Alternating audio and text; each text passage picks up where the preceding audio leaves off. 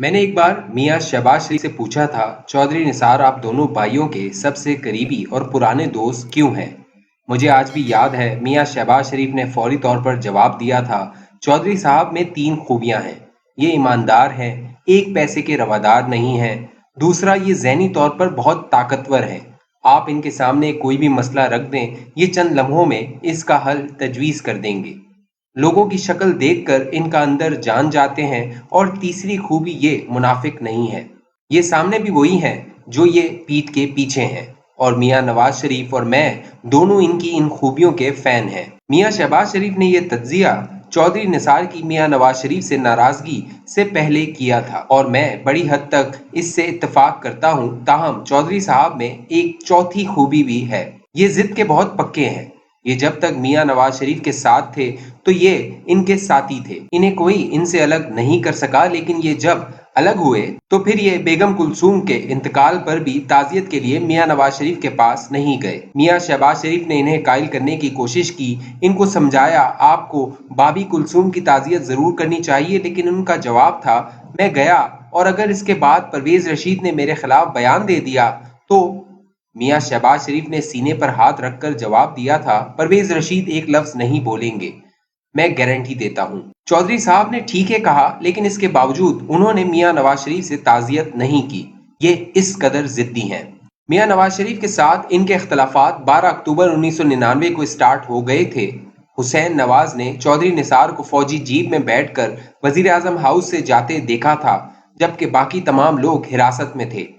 ये मंजर हुसैन नवाज के जहन में बैठ गया और इसके बाद उन्होंने कभी चौधरी निसार को कबूल नहीं किया।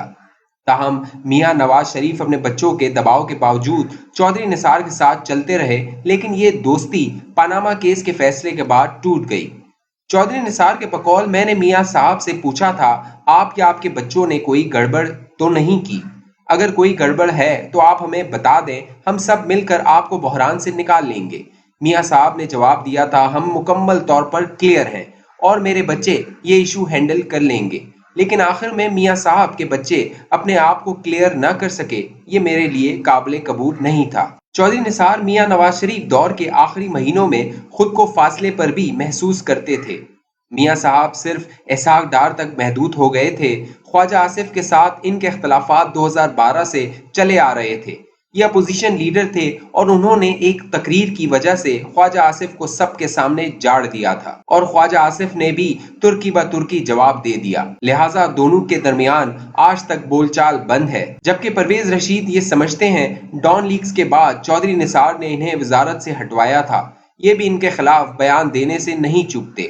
बहरहाल पनामा केस के फैसले के बाद चौधरी निसार ने काबीना के इजलास में सबके सामने मियाँ नवाज शरीफ को इस बहरान का जिम्मेदार करार दिया और ताल्लुकात का धागा टूट गया। चौधरी निसार के पास इसके बाद पाकिस्तान तहरीक इंसाफ में शामिल होने का चांस था। ये अगर एक कदम उठा लेते तो ये आज वजीर आला पंजाब होते या डिप्टी प्राइम मिनिस्टर होते, लेकिन ये किरदार के पक्के हैं, लिहाजा उन्होंने तमाम ऑफर्स ठुकरा दी। हम अब इनके पंजाब असेंबली के हल्फ की तरफ आते हैं। मियाँ शहबाज शरीफ और चौधरी निसार सियासी मफाहमत के पुराने दाई हैं। ये फौज को मुल्क की सबसे बड़ी हकीकत मानते हैं और इनका ख्याल है पाकिस्तान में कोई पार्टी और कोई लीडर फौज को नाराज करके हुकूमत नहीं कर सकता, ख्वाह जुल्फकार अली भुट्टो ही क्यों ना हो।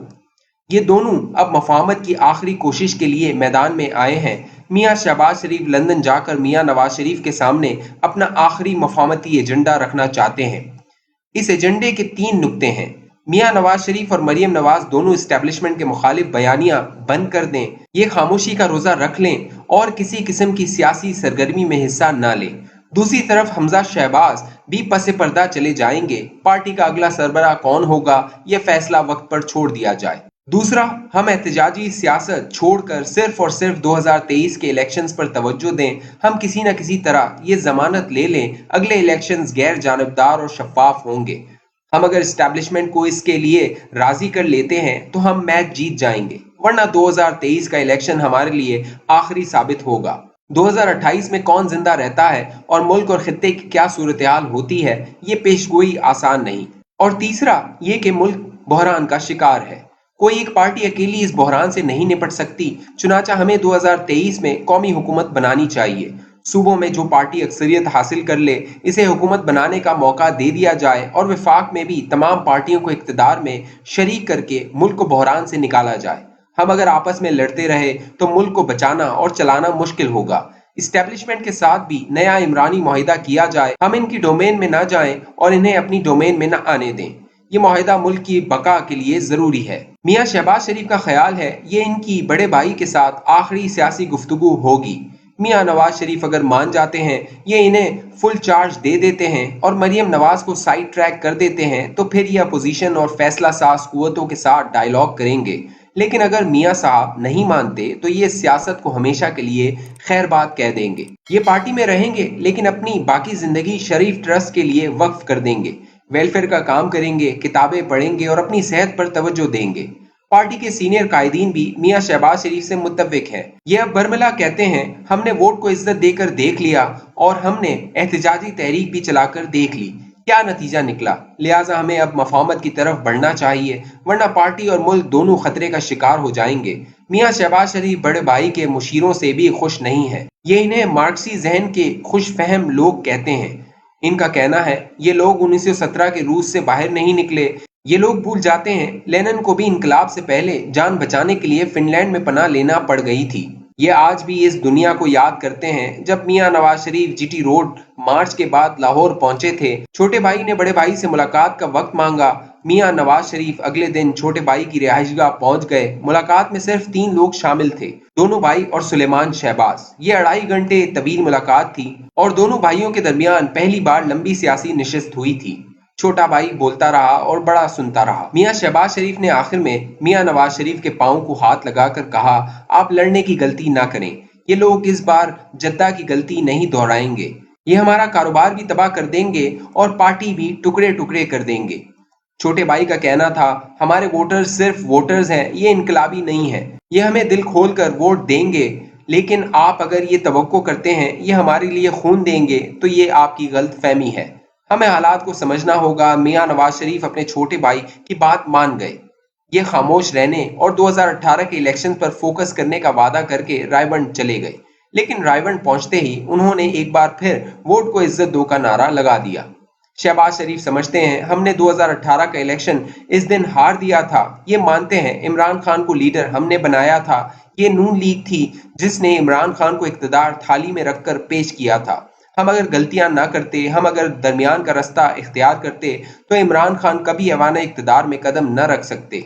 ये अभी ये समझते हैं बेर जमीन पर गिरे हुए हैं और ये इन्हें चुनकर वापस टोकरी में रख सकते हैं। लेकिन अगर 2023 का मौका भी जाया हो गया तो शायद वापसी का रास्ता न बचे। लिहाजा ये अपने भाई से अकेले में आखिरी सियासी मुलाकात करना चाहते हैं। एक ऐसी मुलाकात जिसमें फैमिली का कोई शख्स मौजूद ना हो और इस मुलाकात में जो तय हो मियां नवाज शरीफ इस बार इस पर मिनवन अमल करें। ये किसी मार्क्सी साथी या नसीम हिजाजी को इस फैसले को सबोताज करने का मौका न दें। मुल्क, पार्टी और खानदान तीनों बच जाएंगे, वरना दूसरी सूरत में ये सब कुछ बर्बाद हो जाएगा।